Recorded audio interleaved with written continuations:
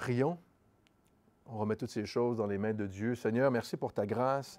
Encore une fois, Seigneur, c'est bon de chanter et de voir, Seigneur, ces chants-là, la puissance de la résurrection en action, Seigneur. On voit l'ennemi s'effondrer, Seigneur, on le chante et on le voit dans ta parole, c'est ce que l'on voit, c'est ce que tu fais, Seigneur. On chante qui tu es, ce que tu fais, ton plan, et tu agis, Seigneur. Tu es en action. Tu ne dors jamais, ni ne sommeilles. Tu nous préserves, et non seulement ça, Seigneur, tu es à l'œuvre spirituellement et tu avances, Seigneur. Et on te prie, Seigneur, à La Rochelle, que ton évangile puisse gagner du terrain, Seigneur. C'est ce que Paul priait, que l'Évangile puisse gagner du terrain, aller, Seigneur, dans les cœurs, gagner des âmes, Seigneur, par ton Évangile, par la puissance, Seigneur, de Jésus-Christ. On prie, Seigneur, que tu puisses continuer à nous encourager à aller et témoigner de toi, Seigneur. Nous voyons dans la parole et dans l'Apocalypse, là où on est, Seigneur, que nous sommes les témoins présentement. On n'a pas besoin d'attendre les 144 000 hommes juifs ou les 2 témoins, Seigneur, qui vont prêcher. Nous sommes tes témoins, nous sommes témoins de la résurrection et on veut continuer, Seigneur, à proclamer ton message autour de nous. Merci, Seigneur, parce que tu nous as sauvés. Merci pour nos vies, Seigneur, qui est entre tes mains. Et on te prie, Seigneur, parle-nous par ta parole, ce matin encore. Au nom de Jésus. Amen. Apocalypse chapitre 13. Apocalypse chapitre 13, verset 1. On peut lire ceci. « Et il se tint sur le sable de la mer. » On est là où Satan a été jeté des cieux sur la terre. Il y a eu cette bagarre, cette bataille. Ce n'est pas une bagarre, c'est une bataille spirituelle. C'est plus qu'un petit conflit là, entre 2 êtres. C'est Dieu qui a déclaré, c'est le temps. L'ange Michael, tu peux aller combattre Satan et le jeter sur la terre. C'est le temps de Dieu. Et on voit au milieu de la tribulation comme ça, que Satan avec ses anges a été lancé sur la terre. La colère de Dieu, l'Antéchrist va se révéler dans sa colère, sous la puissance de Satan, et qui est en colère lui-même.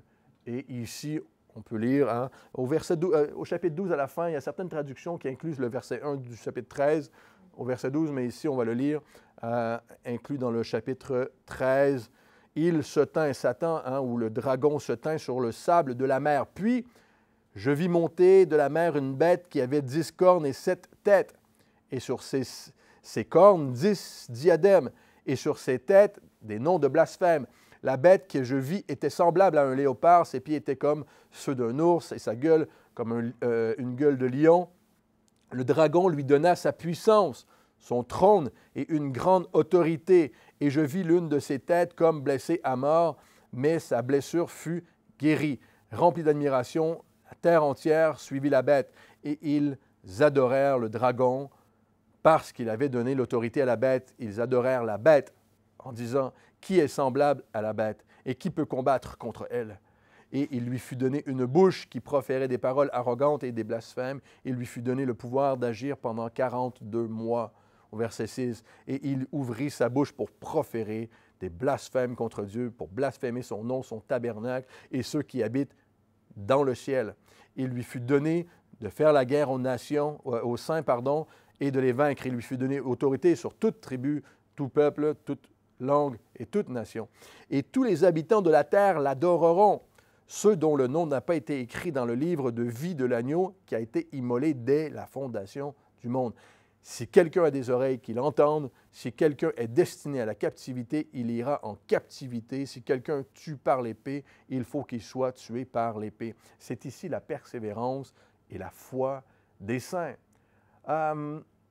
Encore une fois, on voit depuis le Jardin d'Éden, Satan veut mettre, je ne sais pas si tu as fait Satan veut mettre sa postérité sur le trône. Il veut que sa postérité règne, l'Antichrist. J'espère que c'est clair pour vous. C'est vraiment un fil conducteur parce que ça motive et ça détermine le caractère de Satan et de l'Antichrist aussi, que l'on voit maintenant dans tout, on va le voir dans toute qui il est vraiment. Et donc on voit Satan venir le dragon rouge dans une grande colère.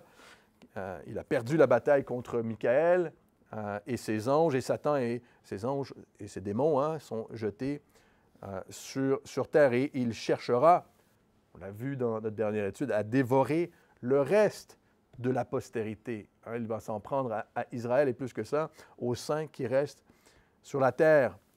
Et Israël, mais il n'y arrivera pas. Donc, s'en prendra à ceux qui gardent le commandement de Dieu, nous a dit le chapitre 12, et qui retiennent le témoignage de Jésus.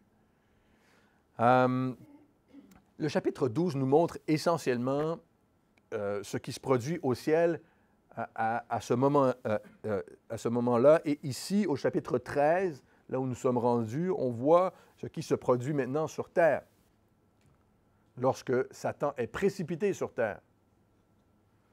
Et donc, on le voit au chapitre 13, verset 1, on peut lire, « Et il ou je me tins sur le sable », il y a certaines traductions dans le texte, on peut lire, c'est soit Jean qui dit qu'il se tenait sur le sable et qu'il vit, ou que c'est Satan qui se tenait là. En tous les cas, il était jeté et il est sur le sable de la mer.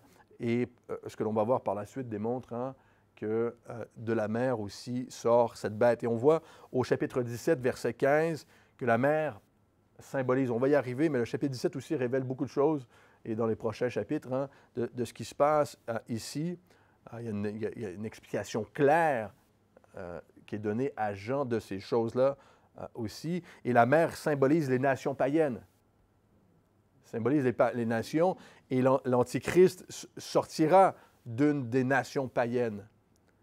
Il sortira de la mer, sortira des nations. Et jusqu'ici, on est à la moitié de la tribulation à ce moment. L'Antéchrist est à la tête d'une des 10 nations, sans doute, européennes, de l'Empire romain qui renaît. Mais il est sur le point d'être promu. Donc, à ce moment, il est à la tête de 10 nations européennes, mais il va recevoir une promotion ici de Satan. C'est l'idée. Comme dictateur du monde. Et c'est là où on va voir ce dernier empire mondial avant le retour de Jésus naître. Et donc, Jean voit l'Antichrist monter au puits. Je vis monter de la mer une bête qui avait 10 cornes et 7 têtes. Et sur ces cornes, 10 diadèmes. Très important. Et sur ces têtes, des noms de blasphème. On a vu que l'Antichrist apparaît au début des 7 années de la tribulation. Ce qui est la prophétie de la 70e semaine de la révélation du prophète Daniel. Les 7 dernières années. Et cette période que Dieu réserve pour son peuple, Israël, pour accomplir son alliance. C'est comme si Dieu doit 7 années encore à Israël. Il leur doit 7 années dans sa promesse pour restaurer Israël, pour les ramener à lui. Et l'Antichrist apparaît, au chapitre 6, sur son faux cheval blanc. Je l'ai appelé un cheval de plastique, on peut dire un faux cheval blanc, si vous voulez. Mais c'est un faux cheval, c'est une fausse apparence. Il est le faux Christ. L'Antichrist est le faux Christ. N'est-ce pas? Il donnera l'apparence d'apporter la paix. Et il séduit le monde de cette manière. Et à ce moment, on sait qu'il signera un traité de paix qui durera, qui est à la base pour cette année, ce qui est la prophétie de Daniel. Il va signer ce traité de paix. Daniel chapitre 9 nous le dit, il fera une solide alliance avec plusieurs pour une semaine, qui est les 7 années. Et vous savez, jusqu'à présent, aucune alliance de paix qui a été signée dans l'histoire de l'humanité n'a fonctionné. Ça n'a jamais fonctionné. Il n'y en a aucune. Il y en a des centaines et des centaines de traités de paix qui ont été signés. Et ça a toujours flanché d'une manière ou d'une autre. Intéressant, hein? Entre Israël, donc, ce traité pour une semaine, c'est clair, dans Daniel chapitre 9, Pendant une semaine, ce traité sera signé entre plusieurs pour une semaine, entre Israël et d'autres nations, et on saura par là que c'est lui l'Antichrist. Ce qui permettra à Israël, on le sait, on l'a vu, on le répète, de reconstruire le temple à Jérusalem. Et au milieu de la semaine, là où nous nous trouvons maintenant, Apocalypse chapitre 13, 3 ans et demi plus tard, l'Antéchrist fera cesser le sacrifice et l'offrande.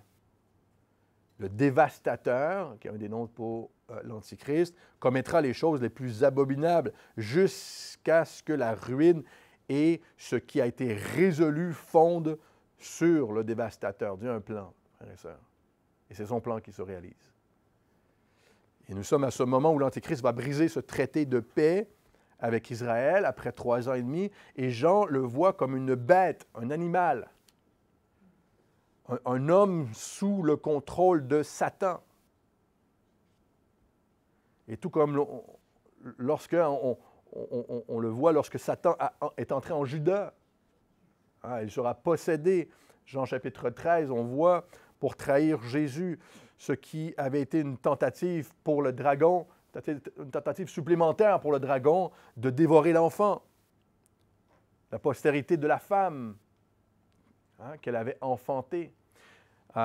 Et cette bête avait 10 cornes et 7 têtes. On a vu au chapitre 12, lorsque le dragon, lorsque Jean voit le dragon rouge, rouge sang, on a vu que le dragon a aussi 7 têtes et 10 cornes.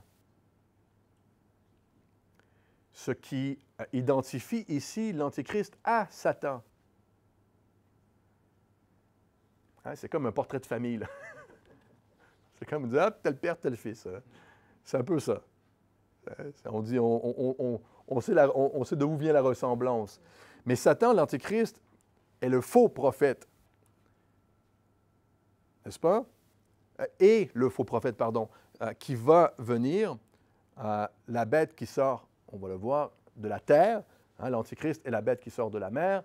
On va le voir dans une prochaine étude. Le faux prophète est la bête qui sort de la terre. Mais chacun sont tristement connus avec le dragon comme la trinité satanique. C'est comme ça qu'on a référé dans l'histoire de l'Église comme le dragon rouge, la bête qui sort de la mer et la bête qui sort de la terre comme la trinité satanique. Tristement, mais c'est ce pourquoi Satan veut se faire passer. Satan se faisait passer pour le Père. Il est effectivement le Père du mensonge, nous dit la parole. L'Antéchrist pour le Fils. On va le voir ici avec la résurrection, parce qu'il va revenir à la vie. Il veut se faire passer pour le Fils, le Messie. Il va s'asseoir dans le temple pour lui s'appelait le Messie, le Sauveur, et le faux prophète, on le verra, se fait passer pour le Saint-Esprit. Il va accomplir plein de prodiges, des grands prodiges et des miracles. Et ce sera certainement, on le verra, un chef religieux. Donc, au chapitre 12, encore une fois, qu'on a vu le dragon, les 7 têtes du dragon portent les couronnes. Et c'est là où c'est intéressant. Au chapitre 12, lorsqu'on voit le dragon arriver, il a 7 têtes et 10 cornes, mais les couronnes sont sur les têtes du dragon, qui sont des royaumes au travers l'histoire. On le reverra aussi dans les autres chapitres. Les 7 royaumes au travers l'histoire. Et ici, au chapitre 13, les 10 cornes de la bête, elles portent les couronnes, qui sont, eux, des royaumes à venir. On va nous dire Apocalypse chapitre 17. Ce sont des royaumes à venir. Ça fait du sens pour vous.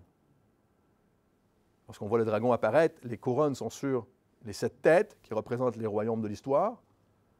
Et maintenant, qu'on voit la bête de la mer, l'Antichrist apparaître, les couronnes sont sur les cornes, les 10 cornes, les 10 nations.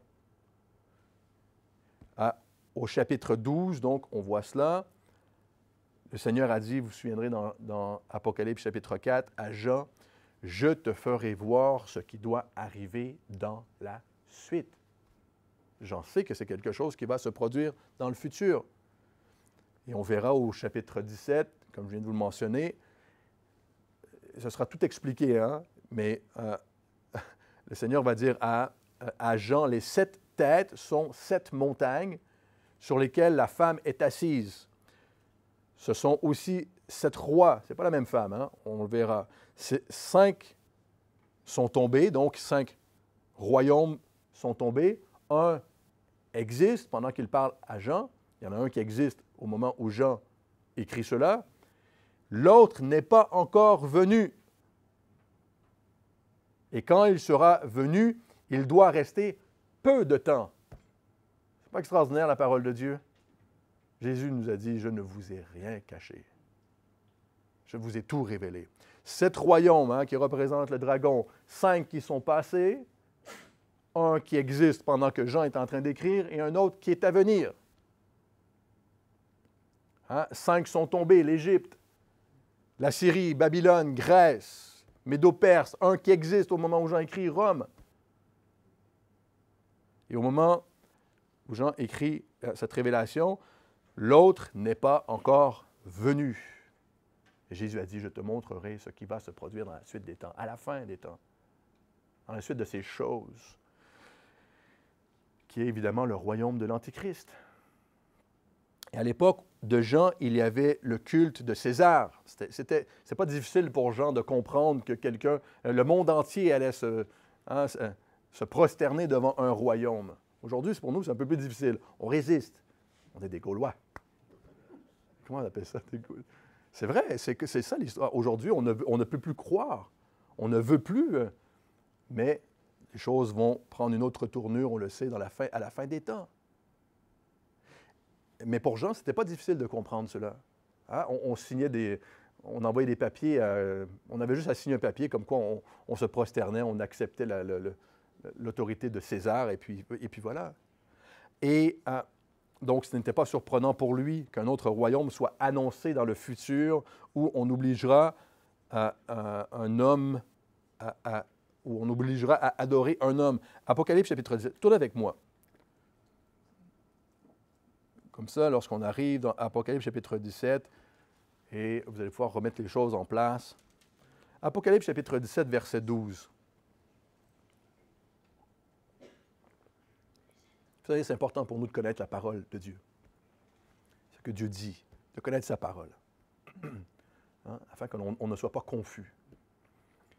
Apocalypse chapitre 17, verset 12 ajoute « Les 10 cornes que tu as vues sont 10 rois qui n'ont pas encore reçu de royaume, mais qui reçoivent autorité comme rois pendant 1 heure avec la bête. » Pas très longtemps, hein?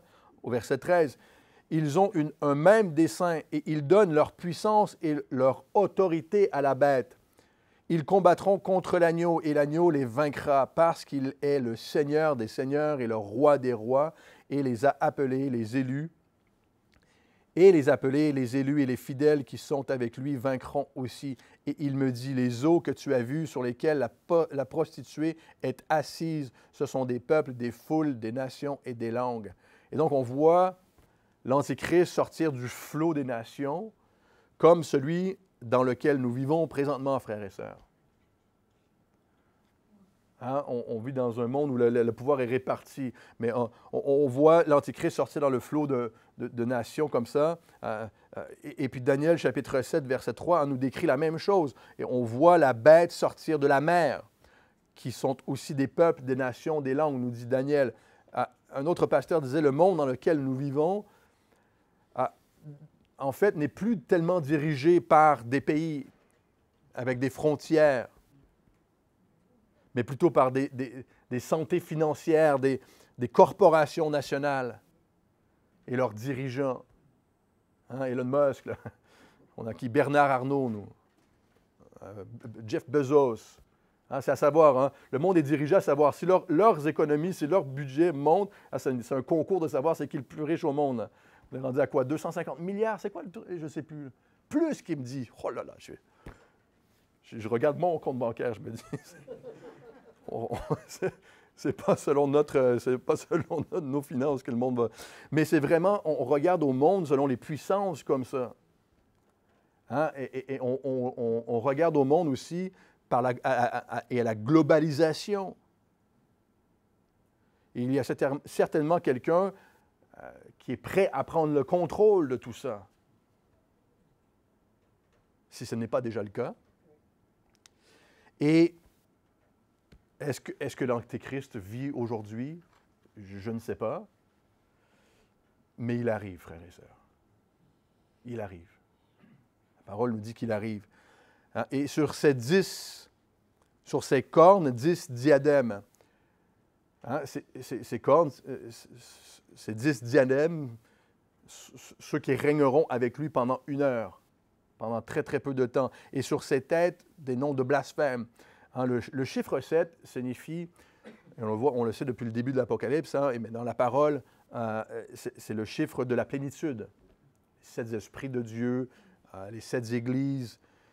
Donc, ce chiffre-là aussi représente la plénitude ou la puissance de Satan.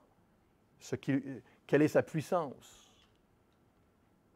Et la parole nous dit que Satan est le prince de la puissance de l'air et de l'esprit qui agit maintenant dans les fils de la rébellion. Hein? Nous tous aussi, nous étions de leur nombre. C'est intéressant, Éphésiens chapitre 2. Nous tous, nous étions aussi de leur nombre. Et donc, la puissance de Satan s'étend au royaume de ce monde depuis le début. C'est là où il peut exercer sa puissance. Dans la limite de ce que Dieu lui a donné. Et il blasphème contre Dieu. Mais nous savons que Jésus va l'écraser par l'éclat de son avènement.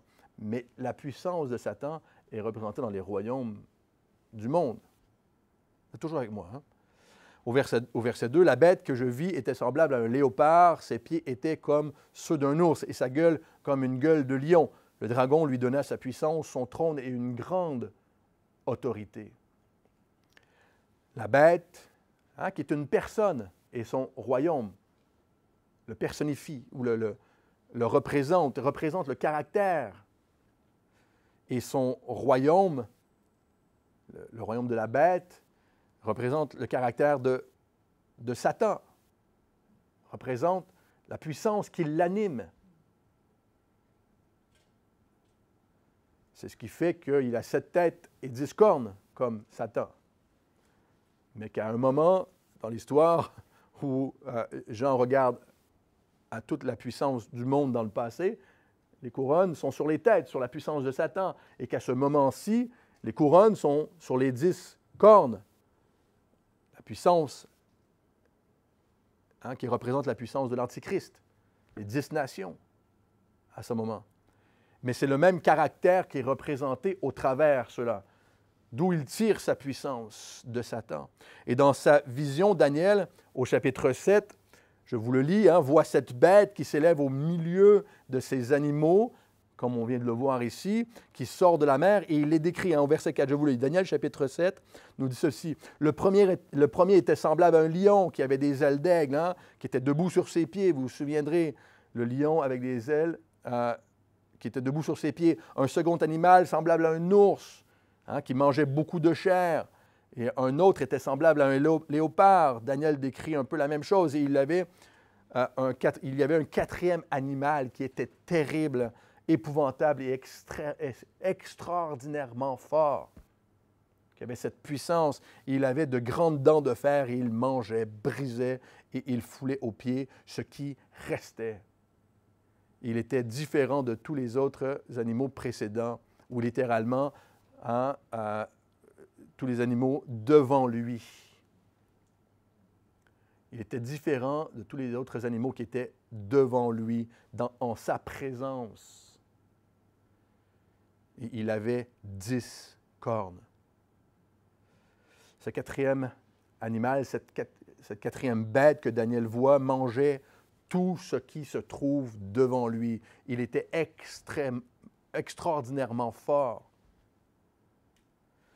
Certains pensent que cette vision de Daniel au chapitre 7 reprend, vous vous souviendrez, on est passé au travers Daniel, que la vision de Daniel au chapitre 7 reprend la vision de Nabuchodonosor au chapitre 2 dans Daniel, lorsqu'il voit les royaumes mondiaux qui se succèdent depuis Nabuchodonosor, qui sont, vous souviendrez, représentés par tous les métaux de la grande statue que Nabuchodonosor avait vus, et qui seraient les royaumes qui sont représentés par les animaux. Certains voient cela, mais au moment où Daniel a cette vision future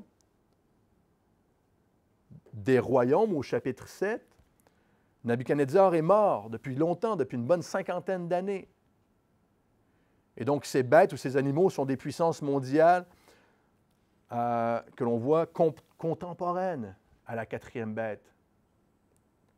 Et elle va les dévorer et les briser. Donc, à la fin des temps, il y aura une puissance mondiale, comme un lion, comme un ours, et une autre puissance comme un léopard, et cette autre puissance terrible, épouvantable, extraordinairement forte, qui les engloutira, mangera les autres, et ce pourquoi Jean les voit ici toutes incorporées dans la même bête. Le lion qui a perdu ses ailes se tient sur ses pieds, nous faisait penser, on se souvient, à la Grande-Bretagne, cette grande puissance mondiale. C'est le seul endroit où il y a beaucoup de lions. En Italie, on avait vu, il y avait le lion avec des ailes, mais lui, il était 4 pattes par terre.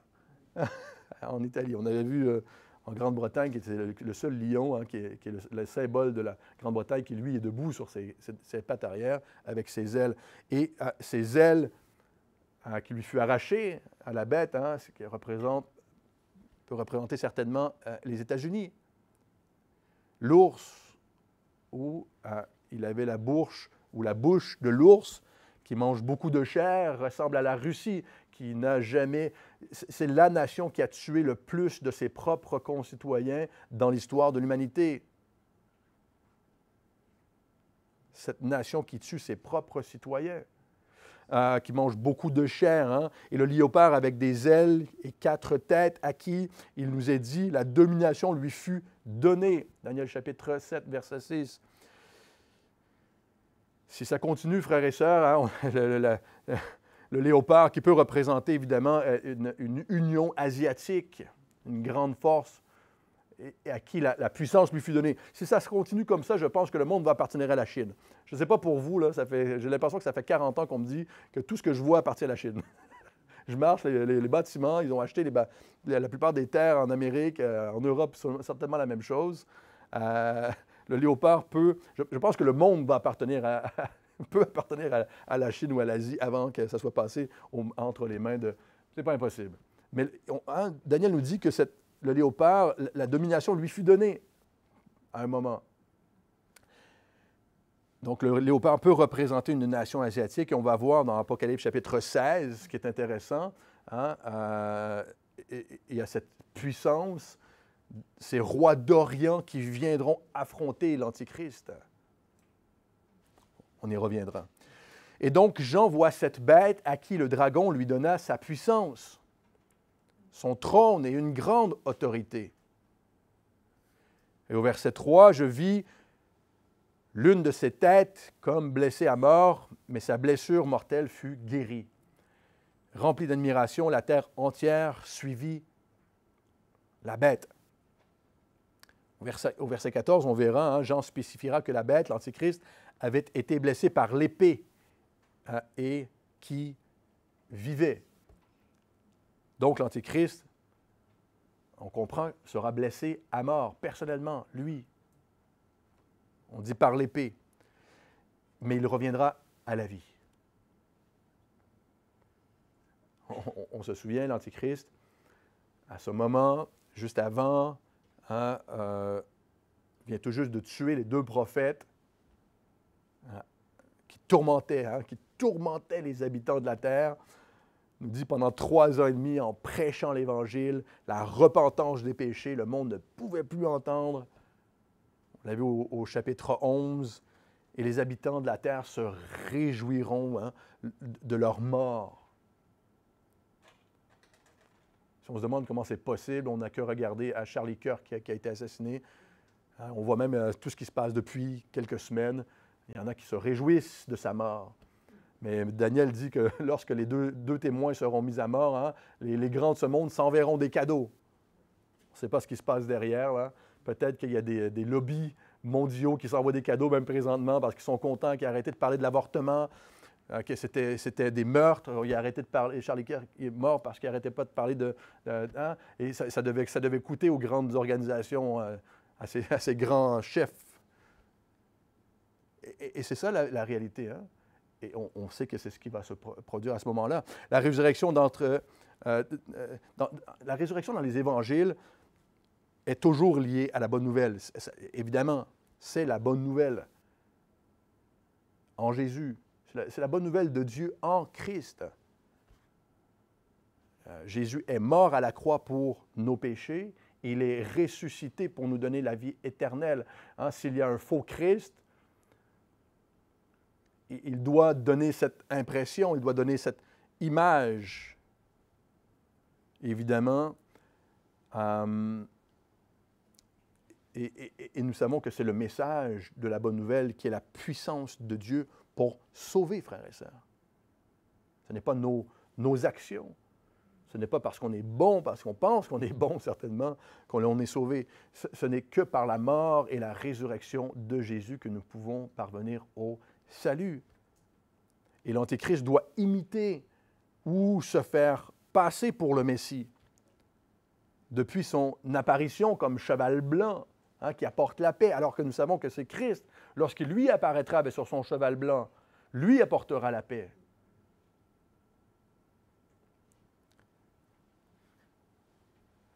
Donc, c'est ce que l'Antéchrist va faire. Premièrement, apporter la paix. Arrivé, on a vu avec son arc sans flèche. Donner l'apparence de guerrier, mais je veux la paix. En tous les cas, se faire passer pour le sauveur du monde, et il pourra aussi faire des prodiges par la puissance de Satan. Et donc, l'Antéchrist va répliquer une résurrection par la puissance de Satan. Rempli d'admiration, nous dit ici la parole, la terre entière suivit la bête. À cause de cela,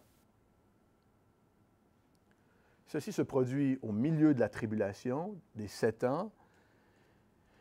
Est-ce à ce moment où au moment où il ira s'asseoir dans le temple, l'Antichrist, se proclamant Dieu, on le voit dans 2 Thessaloniciens chapitre 2, est-ce à ce moment que quelqu'un viendra le tuer, un Juif, par exemple, on voudra atteindre quelqu'un va vouloir le tuer en tous les cas parce qu'il s'autoproclame lui-même Dieu, mais ce que l'on sait, on ne sait pas ce qui va exactement se produire, mais ce que l'on sait, c'est qu'il guérit miraculeusement. Il revient à la vie. Ce qui est pertinent est, frères et sœurs, est troublant. C'est troublant de penser que le Sauveur du monde, notre Seigneur, Jésus, est venu parmi nous. Il a fait des miracles. Il est mort et il est ressuscité. Et nous le suivons pour ça. C'est la raison pour laquelle nous le suivons, que nous lui avons donné notre vie. Et ici, Satan présente un Messie, un Christ, à ce monde qui va le suivre, alors que le monde rejette Jésus massivement. On rejette le vrai Christ, mais le monde ici vont suivre l'Antéchrist. C'est désolant.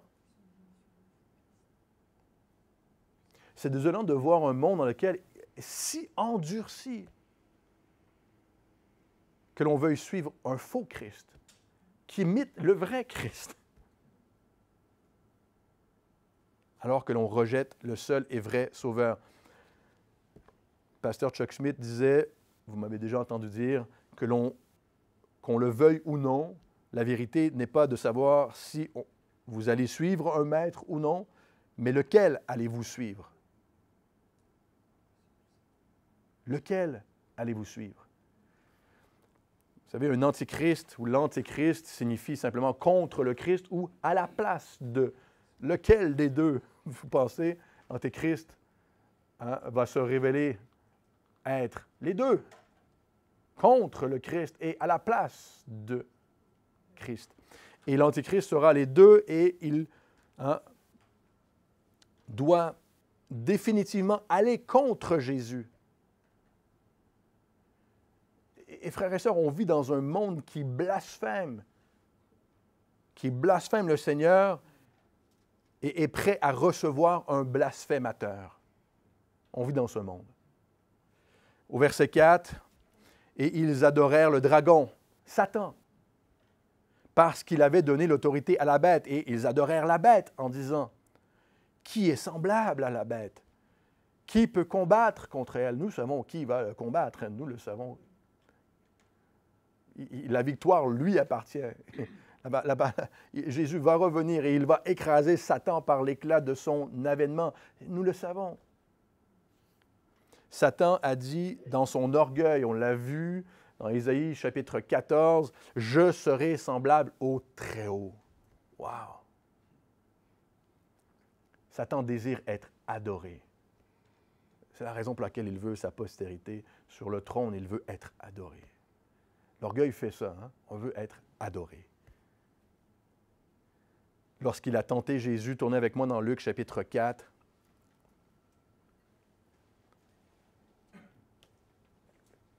Luc chapitre 4, verset 5. Lorsque Satan a tenté Jésus, il lui a dit quoi? Au verset 5, « Le diable, l'ayant élevé, lui montra en un instant tous les royaumes de la terre. Et il lui dit, « Je te donnerai toute cette puissance et la gloire de ces royaumes, car elle m'a été donnée, et je la donne à qui je veux. Si donc tu m'adores, elle sera toute à toi. » Jésus lui répondit, il est écrit, « Tu adoreras le Seigneur, ton Dieu, et tu le serviras lui seul. » Satan a voulu sa postérité. Il voulait que Jésus soit son Messie. Il dit, « Si quelqu'un est prêt à me suivre, je lui donnerai toutes ces choses. »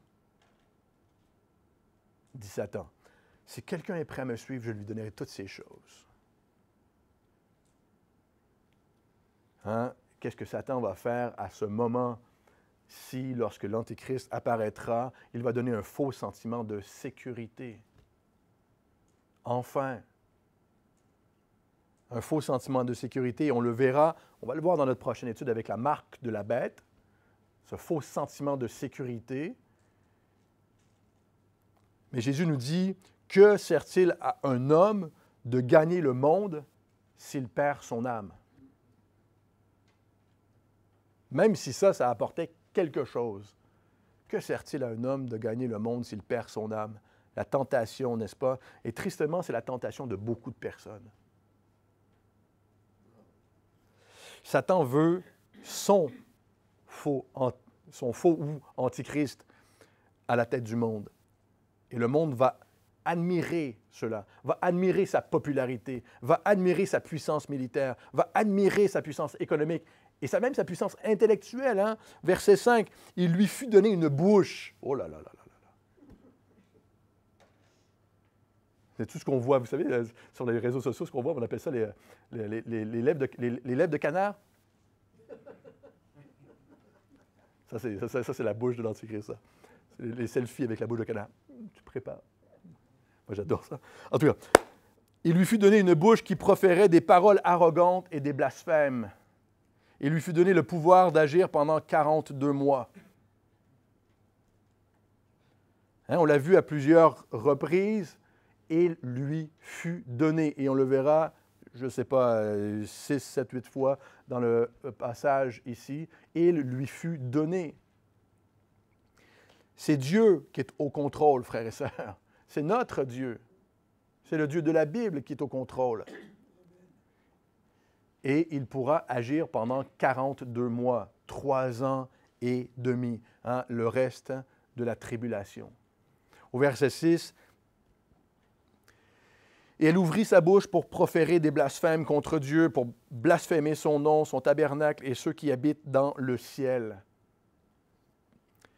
Il proférera des blasphèmes et on pourrait bien appeler l'Antéchrist le blasphémateur. Hein? Ce qui ne veut pas dire qu'il sera vulgaire. Peut-être qu'il sera vulgaire. Ça plaît au monde. Ça, on n'arrive pas à écouter. On a essayé d'écouter des films ou n'importe quoi aujourd'hui. C'est le monde où il n'y a que des blasphèmes partout. Ça devient assez pénible. J'avais l'impression qu'à une époque, on était plus réservé. En tous les cas. Mais ça ne veut pas dire qu'il sera blasphème, hein, qu'il sera vulgaire seulement, mais qu'il sera contre le Dieu de la Bible, spécifiquement. Contre notre Dieu, contre Jésus. 1 Jean chapitre 2 nous dit, l'Antéchrist nie le Père et le Fils. Et ici, il blasphémera contre son tabernacle, le Fils, et ceux qui habitent dans le ciel, contre l'Église, hein, qui a été enlevée à ce moment, à ce point-ci. L'Église est au ciel, contre ceux qui sont au ciel, contre l'Église. Vous savez, moi, c'est un truc qui m'a... J'ai compris beaucoup de choses le jour où j'ai rencontré un témoin de Jéhovah qui me disait, hein, qui me prêchait la fin des temps, mais qui nous disait que ce sont les mauvais qui seront enlevés. Et c'est les bons qui restent sur terre. J'ai tout compris, là. Ce n'est pas l'Église qui va être enlevée pour ne pas subir la colère de Dieu, comme nous dit 1 Thessaloniciens, n'est-ce pas? Car l'Église, nous n'avons pas été... nous ne recevrons pas la colère de Dieu. C'est clair. Nous ne sommes pas gardés pour la colère. Et les témoins de Jéhovah nous disent que c'est les mauvais qui seront enlevés. Évidemment. Et je pense certainement que ce sera le genre de langage que l'Antichrist tiendra pour expliquer l'enlèvement de l'Église. Enfin débarrassé. Vous êtes avec moi ce matin, hein? On est enfin débarrassé des chrétiens, enfin les deux témoins qui n'arrêtaient pas de nous parler de Jésus encore, tous ces gens, ma famille, mes amis, qui me parlent de Jésus tout le temps. Le monde est prêt à recevoir tout ce discours, frères et sœurs. Daniel chapitre 11, verset 36, je vous le lis. « Le roi fera ce qu'il voudra, il s'élèvera, il se glorifiera au-dessus de tous les dieux et il dira des choses incroyables contre le Dieu des dieux. Toutefois, il honorera le Dieu des forteresses sur son piédestal. » On va le reconnaître pour sa puissance militaire, économique. On va aimer ça. Au verset 7, on continue. On pourrait rester sur chacun de ces versets-là pendant très longtemps. Au verset 7, « Il lui fut donné de faire la guerre aux saints et de les vaincre. Il lui fut donné autorité sur toute tribu, tout peuple, toute langue et toute nation. » Il lui fut donné, n'est-ce pas?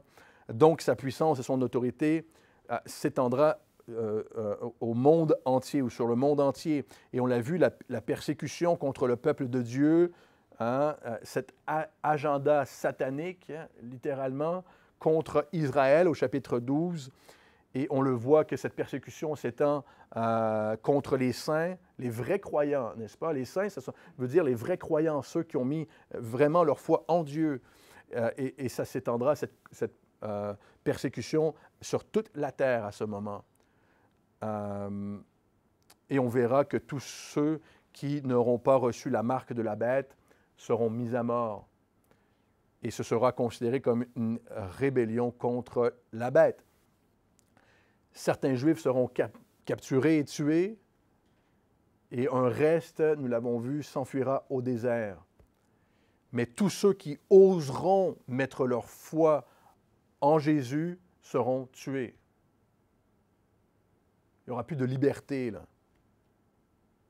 Tous ceux qui oseront mettre leur foi en Jésus seront tués. Et on voit de la persécution aujourd'hui sur la terre. Il y en a. Dans certains pays, c'est terrible. Nigeria. Je ne sais plus les chiffres. 7000 personnes par année maintenant. Des églises sont brûlées tous les jours. Il y a de la persécution. On n'en parle pas, par contre, dans les médias. Hein? Mais La persécution des Juifs est très répandue présentement sur la planète. C'est une honte que les Juifs doivent se cacher dans le pays dans lequel nous sommes. C'est une honte. Mais Satan veut étendre ça à toute la terre. Hein, ce n'est pas qu'une guerre d'idéologie ou une guerre économique, frères et sœurs, mais c'est une guerre spirituelle qui se déroule. C'est une guerre spirituelle qui se déroule. Non seulement Satan veut répliquer la Trinité avec l'Antichrist le faux prophète, hein, que nous verrons dans notre prochaine étude, il veut répliquer la résurrection, il veut que sa descendance soit sur le trône, l'Antichrist, il répliquera aussi l'Église. On va le voir au chapitre 17 avec une fausse religion. Une fausse religion mondiale, mais il veut aussi répliquer le sceau de Dieu, hein, le sceau qui nous marque, qui fait de nous des enfants de Dieu, qui nous protège. Hein, cette marque, il veut la répliquer avec une marque sur le corps, on le verra aussi, car il veut perdre les hommes. Il veut répliquer ces choses pour une seule raison, perdre les hommes, alors que notre Dieu est venu sauver les hommes. Au verset 8, et on va essayer de terminer dans un instant, on a encore quelques versets. « Et tous les habitants de la terre l'adoreront, ceux dont le nom n'a pas été écrit dans le livre de vie de l'agneau qui a été immolé dès la fondation du monde. » Tous les habitants de la terre, à ce point-là. Les habitants de la terre, on l'a vu, c'est l'expression qui signifie tous ceux qui sont perdus, qui n'ont pas mis leur foi en Jésus, qui refusent de se repentir de leurs péchés. On l'a vu à Apocalypse chapitre 9, n'est-ce pas? De leur idolâtrie, de leur meurtre, de leur vol, de leur débauche. Ils adorent des démons, de leur culte démoniaque. Ils refusent de se repentir. Car le Seigneur, encore une fois, le Seigneur aura interpellé encore et encore. Quiconque veut mettre sa foi en Jésus peut le faire. À ce point-ci, au risque de ta vie, très simplement. Le livre de vie contient tous les noms des rachetés de Dieu par le sang de l'agneau dès la fondation du monde. Dieu a un plan, n'est-ce pas? Un plan de rédemption, un plan clair de rédemption depuis le début qui est en Jésus-Christ. Satan ne va pas prendre Dieu par surprise ici. Vous êtes avec moi ce matin, hein? Il ne va pas prendre personne par surprise. Ah, personne, non, je ne sais pas. Mais il ne prend pas Dieu par surprise. 1 Pierre chapitre 1, verset 20 nous dit que le plan de rédemption en Jésus est prédestiné même avant la fondation du monde. Dieu n'a pas été pris de court même à ce moment. Et Éphésiens chapitre 1 nous dit qu'en Jésus nous sommes choisis par amour afin d'être saints et irréprochables devant lui. En Jésus, c'est la seule façon d'être saint et irréprochable, c'est en Christ. Par le sang de l'agneau qui a été immolé. Nous ne voulons pas adorer Satan d'aucune manière. Aucune manière, dans notre propre vie, frères et sœurs. Par quelconque péché, par quelconque idolâtrie, au contraire. Nous avons besoin du sang du Christ qui nous pardonne, qui nous purifie, qui lave notre cœur. Nous voulons que notre nom soit écrit dans le livre de vie et nous voulons aussi être saints et irréprochables devant lui. J'espère que c'est le désir de votre cœur ce matin. Aussi, il n'y a aucun autre chemin que par Jésus. J'espère que vous n'en doutez pas. Ce n'est pas vrai lorsqu'on rencontre quelqu'un d'une autre religion, musulman, bouddhiste, que nous avons le même Dieu. C'est faux. Il n'y a qu'un seul Dieu. Nous n'avons pas le même Dieu. Il n'y a qu'un seul Dieu, et c'est le Dieu de la Bible qui révèle sa parole et qui révèle nos cœurs aussi. C'est pour ça qu'on le rejette, n'est-ce pas? Jésus a dit, on le rejette pourquoi? Parce que la parole révèle ton cœur, révèle tes péchés, alors qu'il veut nous sauver, veut nous nettoyer, laver, et il est le seul qui peut faire ça. Il n'y a pas d'autre chemin autre qu'en Jésus-Christ. J'espère que vous le croyez ce matin. Jean chapitre 14 nous dit, « Je suis le chemin, la vérité et la vie. Nul ne vient au Père que par moi. Si vous me connaissiez, vous connaîtriez aussi mon Père. » Et Jean chapitre 10 nous dit que rien ne peut nous arracher de la main de Dieu. Rien. Rien ne peut nous arracher de la main de Dieu. Par contre, et Apocalypse chapitre 20 le mentionnera aussi, nous dit que quiconque ne fut pas trouvé écrit dans le livre de vie fut jetés dans les temps de feu. Et on termine avec ceci. Tous ceux qui ne furent pas trouvés dans le livre de vie furent jetés en enfer. Satan, frères et sœurs, veut détruire, perdre ce que Dieu veut sauver. Au verset 9, nous dit, si quelqu'un a des oreilles, qu'il entende. Si quelqu'un a des oreilles, qu'il entende. On voit que la patience de Dieu, nous dit, c'est les derniers instants, il n'y a plus de temps. Mais à chaque fois, il y a la grâce de Dieu qui se manifeste tout de même dans ces derniers moments de la tribulation. À ce moment-ci, quelqu'un a des oreilles qui l'entendent. Notre Dieu est bon, notre Dieu est patient, notre Dieu sauve en Jésus-Christ. Jésus a dit encore une fois dans Jean chapitre 14, « Je vous ai dit ces choses avant qu'elles n'arrivent, afin que lorsqu'elles arriveront, vous croyiez. » À ce moment, il y aura un réveil, on le croit, parmi le peuple juif. On reconnaîtra que Jésus est le Messie. On verra ces choses se produire et on pourra se tourner vers Jésus, comprendre qui il est, qu'il nous a révélé ces choses. Des hommes et des femmes de toute tribu, tout peuple, toute langue, toute nation mettront leur foi en Jésus, mais seront tués pour leur foi. Alors qu'à ce moment, les 7 fléaux tomberont sur la terre. Les 7 derniers fléaux, nous dit la parole. Frères et sœurs, il n'y a pas de récit où Satan gagne. Il n'y en a aucun. Il n'y a pas une histoire, une issue, une possibilité où Satan gagne. Il n'y a pas une possibilité où l'injustice règne dans tout cela. Il n'y a pas un récit où Dieu n'apportera pas la justice et sa rétribution. Et ici, il nous dit, si quelqu'un est destiné à la captivité, il ira en captivité. Si quelqu'un tue par l'épée, il faut qu'il soit tué par l'épée. C'est ici la persévérance et la foi des saints. Ce sera terrible, difficile de mettre sa foi en Jésus. Mais il n'y a pas de récit où Satan gagne, où l'injustice règne. La pression sera énorme à ce moment pour ceux qui décideront de suivre Jésus. Et nous ne voulons pas y être. Nous ne voulons pas y être. Nous voulons mettre notre foi en Jésus maintenant, être sauvés maintenant. Votre destinée, ce qui est futur, ce qui est futur dépend du choix que nous faisons maintenant pour Jésus. N'importe quel habitant de la terre peut mettre sa foi en Jésus et pourra le faire jusqu'à la dernière seconde. Sinon, ce ne serait pas de la grâce, n'est-ce pas? La grâce, elle est puissante pour ça, jusqu'à la dernière seconde. Tu ne prendras pas Jésus de court non plus. Ah non, là, il n'y a plus de temps, là, regarde. Non, jusqu'à la dernière seconde. Mais c'est un choix que tu dois faire personnellement. Est-ce que Jésus est ton sauveur? Est-il ton sauveur? As-tu reconnu qu'il est le Fils de Dieu, envoyé du Père afin de mourir à la croix pour tes péchés? Que sa résurrection te donne la vie éternelle. Si oui, tu as le pardon des péchés et tu as la vie éternelle. Sinon, c'est la séparation d'avec Dieu éternellement, la mort éternelle.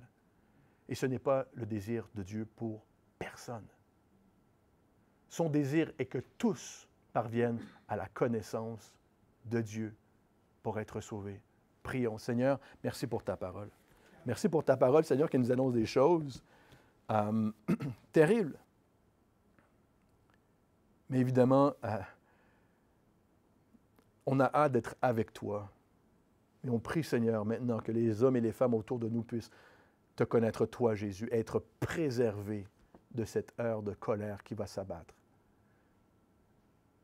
Et nous savons que tu règnes, que tu es au contrôle de toutes choses. Si on doute présentement, si on est fatigué peut-être, chacun d'entre nous, et un peu confus par les éléments, Seigneur, à les événements dans ce monde, Seigneur, nous nous tournons vers toi maintenant, Jésus, et nous te disons merci parce que tu as sauvé ma vie et tu es au contrôle de toutes choses. Père éternel, tu es assis sur ton trône, rien ne te prend par surprise, mais ton désir est que nous soyons sauvés. Et on te dit merci pour ça. Au nom de Jésus. Amen.